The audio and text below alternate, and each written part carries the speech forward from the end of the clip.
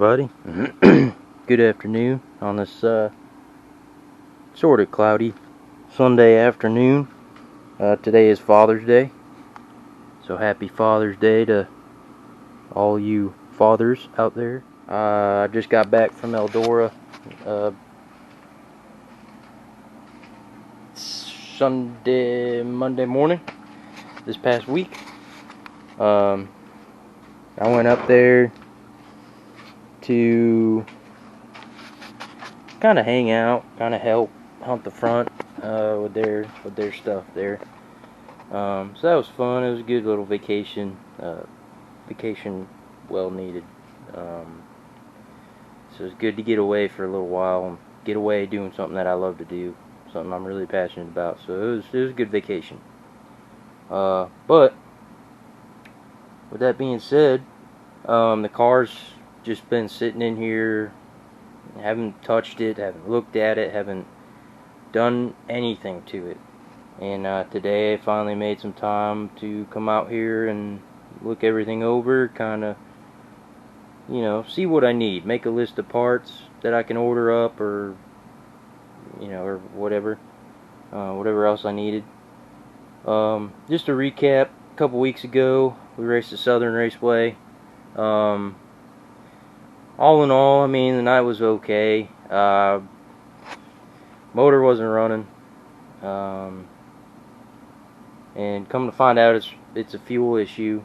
I adjusted the floats after hot laps. It seemed to be a little better, but it just, it was really lagging down when I needed the power the most. When I put a lot of strain on the motor in the corner, coming off the corner on the straightaways, the car just didn't want to do what it was supposed to do.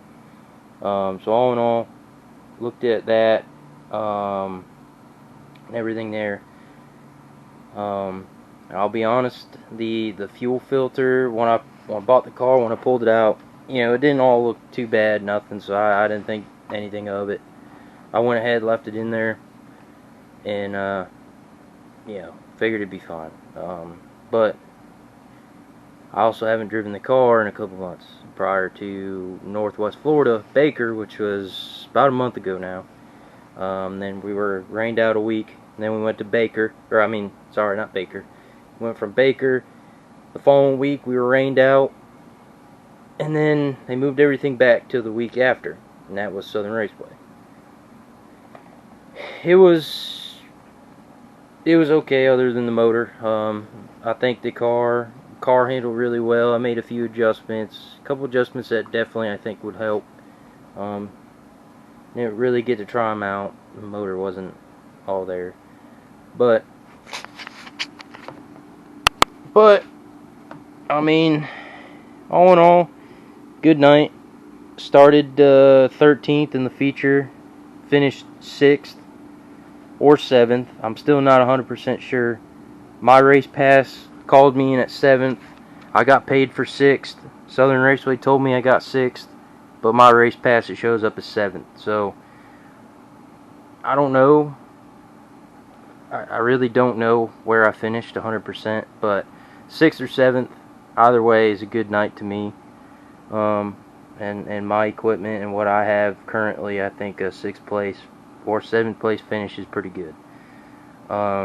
Still working out some quirks here and there. I mean, for the most part, I ain't gonna lie, for the most part, this thing is pretty good.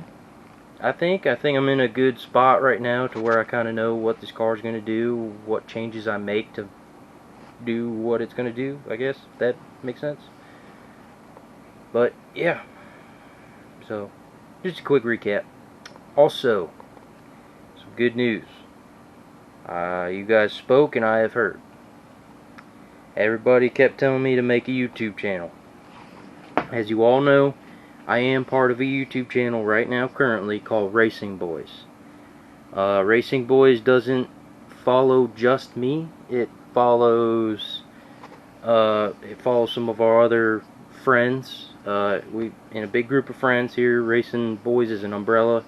We got stuff from ARCA, which is the NASCAR preliminary series or whatever. So we got Arco, we got Xfinity, we got dirt trucks, we got some sprint car stuff, we got a different type of modified, a B-mod. My buddy Trap Bailey Racing, he runs, I believe it's a USRA B-mod over there in, he's from Kansas. I'm trying to think of Humboldt, I think is his home track, Humboldt Speedway. Alright, so today we are going to change the fuel filter. So here's the fuel filters, what it looks like. You got a hole on this end, no hole on that end. You got a rubber O-ring right there. This is from All Star Performance. I actually ordered this off of Amazon, so sorry All Star, but Amazon for the win. Anyway, which the fuel filter is under this little flap. You notice too, under this little flap, you got your battery, and it looks kind of dirty right now, but I already undid the fuel line. I undone the fuel line, so that kind of knocked a little bit more dirt down there, and there is fuel on it now, so I will wipe that off.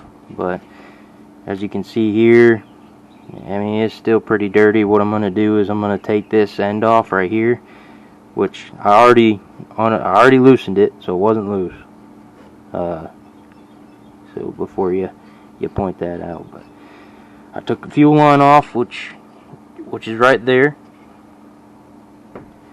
and that attaches right here to this end, and then that goes all the way to the fuel pump on the block, which is yeah, you can't really see it from here, but you see the distributor, obviously. Well, you know, it's up there, the fuel pump. It pumps fuel, you know, obviously. But yeah, so you unscrew this guy here. There'll probably be a little bit more fuel that comes out, so just be cautious of that. I already feel it. You can see it drip. There is a spring in here, so you're gonna have to kind of just keep, you know, you don't have to keep pressure on it or nothing, but just, you know, just be prepared, because it might spring out. So I got my hands around it. Yep, see, there it goes. Alright, so there's the inside, and the O-ring is right there, where the tip of my thumb is. That's where the O-ring is. So we'll go ahead and put that guy right there. I'll brake clean that out. Ooh. Oh no. Ew. Oh. Yeah. That's not good.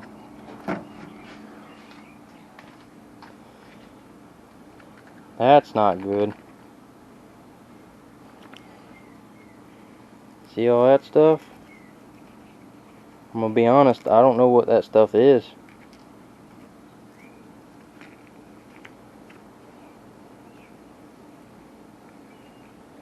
So here leads to my next tip.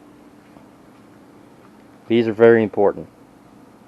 Very, very, very important. Okay, this filters your fuel. This is your fuel filter, obviously. So your fuel gets filtered through this first before it goes anywhere into that carburetor, and then through the fuel line down to your fuel pump, and then back through your line all the way back to the fuel filter. So before anything get in the motor, this is what stops it all. And as you can tell, it definitely did its job. So, and I don't know if you can tell, but if you look comparatively, both the same filter, same part number, same everything. Both. Personally, I don't like the paper filters, but this is all Amazon had that I could get the next day. So I went ahead and ordered one of these. I personally like the metal screen ones. So pretty soon I probably will be doing another video like this, and you will see me put in the metal screen one. But just for reference, look at how dark that is compared to a nice fresh one. That's pretty nasty. So just, very important. Yep. That right now currently is my trash can. Obviously the bumper is not trash, but I still got all that stuff all over my fingers. But currently, that's my trash can.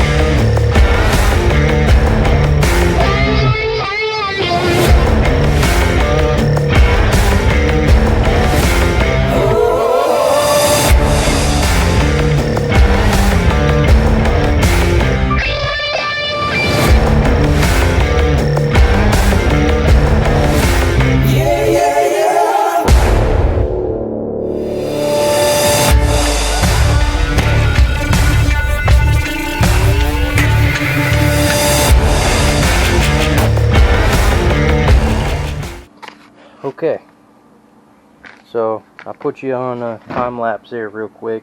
Let me explain to you what I did. So like I showed you before, I took the fuel line off and I took this end off. You just got to be really careful because there is only one way that these filters go in, and you need to know. Trust me, I've put it in backwards before. And if you've seen some YouTube videos on Hunt the Front there, when we raced at Alltech last year for the crate race, Jesse put the fuel filter in the wrong way. Now, let's take this one out of the dirt, the old nasty one. See how one end has a hole, one end does not.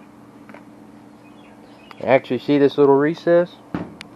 There's a little recess. I don't know if you can tell. Sorta, maybe, kinda, right there. Well, there's a spring in the back of this tube here that fits, the same log here. Has two ends that are removable, such as this one, just like that. The spring sits on the face here, and it pushes the filter that way. Well, it pushes the filter off of the face of where the fuel line goes in to the log, like this. So you have a spring over here pushing it open this way. So that means the fuel will go around and come through the filter out the little hole here on the end. There is no spring on this side. This just butts right up against that right there, the little outlet. All it does is just sits and butts right up to that. So that way when your fuel pump is going, you're sucking fuel through the line, through the little hole here, through the filter. So you're getting all the fuel come around here, through the filter, out the little hole. Always remember that.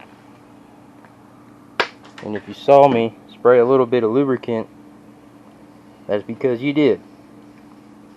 I sprayed some on the threads here, on that little O-ring. Well, actually this guy here, this is the old one. I sprayed a little bit of, that's lubricant by Amsoil, metal protector. That's same thing as WD-40, but a lot better. No offense, WD-40, but I put a little on this O-ring so that it's easy to slide over the threads, because the threads will cut the O-ring, and then you're going to have a fuel leak, and then also your car will end up not running very well because it's sucking in air through, you know, one of the, through right there or whatever, if you cut the O-ring. But I put the O-ring on, sprayed it with a little bit of lubricant, sprayed the threads with a little bit of lubricant. I also sprayed the face where the filter sits up against, and I also sprayed the threads to the fuel line. I sprayed a little bit around the outside threads of this fuel line, and I sprayed some in the fuel line.